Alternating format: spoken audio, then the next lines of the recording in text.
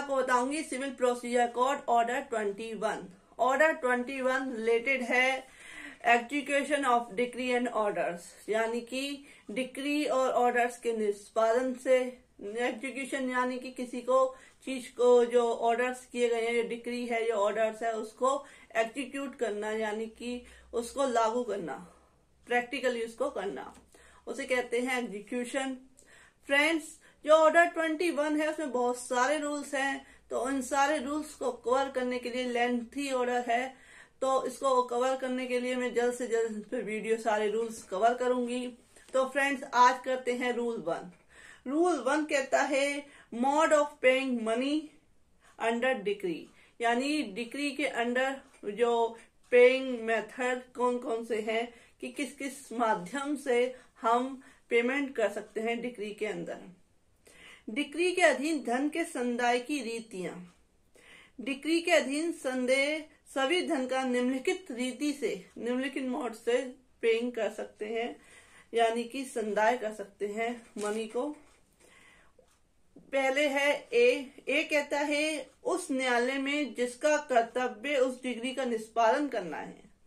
जिस कोर्ट के द्वारा जो एग्जीक्यूशन करना है उस केस में, उस केस का, तो उस कोर्ट को जमा करके जो मनी है उसे जमा कर दो, पैसे जो है उस केस में वो उस कोर्ट में जमा कर दिए जाएं, या उस न्यायालय को मनी ऑर्डर द्वारा भेज दिए जाएं, या किसी बैंक के माध्यम से भेजकर, इस रीति से आप जो इस मोड से आप कोर्ट को पेमेंट कर सकते हैं एग्जीक्यूशन के लिए, डिक्री के लिए।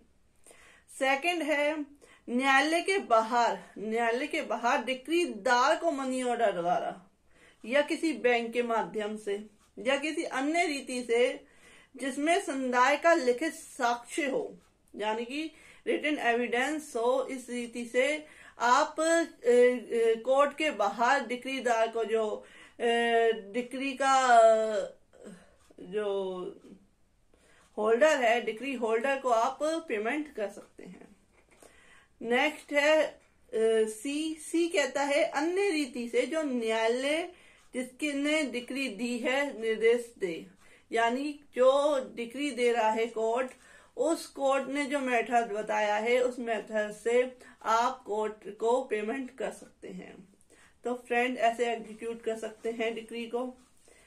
जहां संदाय ने उपनियम 1 के खंड का या खंड गा के अधीन किया गया है, यानी कि ये खंड का यानी कि ए है, उसमें लिखा गया है कि कोर्ट में जमा करके या कोर्ट में मनी ऑर्डर देके या बैंक के द्वारा, और जो खंड गा है उसमें है कि जो कोर्ट रीति अदर रीति बताए उसके थ्रू कोर्ट को पेमेंट किया जाए, तो उसके अधीन किया जाता है। वहां निर्णय जो डिक्री डेप्टर है वो डिक्री होल्डर को उसकी सूचना न्यायालय के माध्यम से देगा कि हाँ मैंने ये पेमेंट कर दिया है कोर्ट में, या रसीदी टिकट द्वारा, यानी कि खुद, यानी कि जो डिक्री होल्डर है उसको पेमेंट की सूचना देगा कि ये पेमेंट मैं कोर्ट में जमा करा चुका हूं।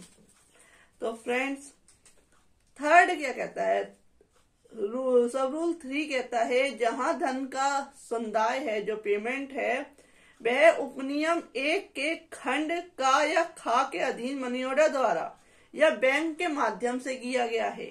यदि अगर बैंक के माध्यम से या मनी ऑर्डर के द्वारा अगर कोई पेमेंट की गई है, तो उस केस में जो मनी ऑर्डर है या जो बैंक के द्वारा जो किया गया उसमें कुछ विशिष्टियां लिखनी होंगी।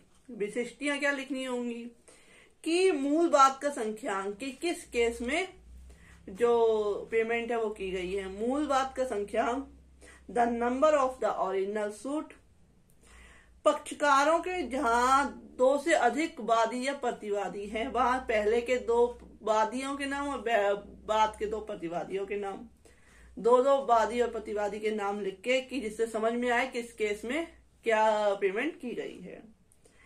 थर्ड है प्रेषित धन का समायोजन किस प्रकार किया जाना है, अर्थात वह संदाय मूल के प्रति, ब्याज के प्रति या खर्चों के प्रति है।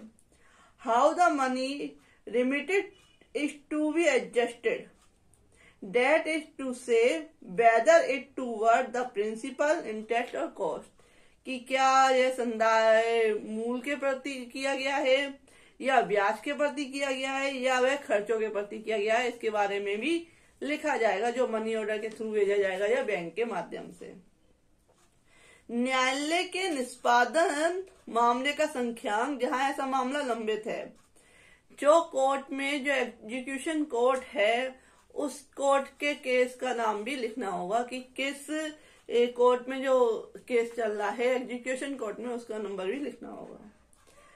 नेक्स्ट है संदायकर्ता का नाम और पता, यानी कि जो पेमेंट दे रहा है, पेयर है, उसका नाम और पता लिखना होगा जब हम मनी ऑर्डर के थ्रू या बैंक के थ्रू कहते हैं पेमेंट करते हैं किसी केस में।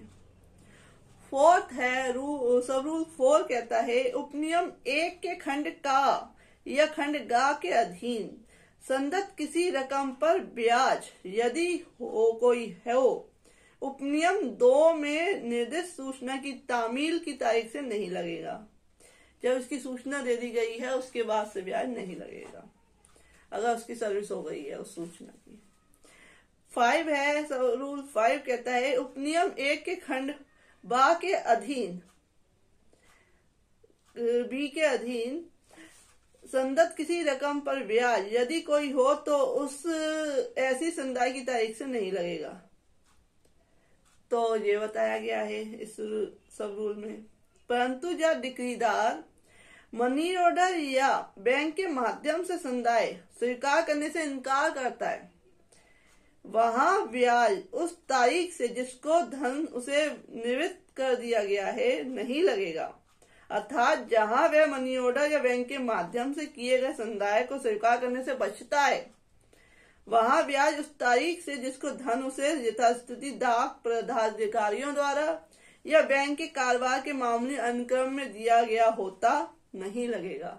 यानी कि अगर वह बच रहा है पेमेंट लेने से तो उस पर ब्याज नहीं लगेगा अगर वो पेमेंट कर दी गई है। तो ये है रूल 1 ऑर्डर 21 का। फ्रेंड्स क्लियर है? आपको नेक्स्ट वीडियो में मैं इसके अदर रूल्स क्लियर करूंगी। Thank you for watching this video. Subscribe my channel.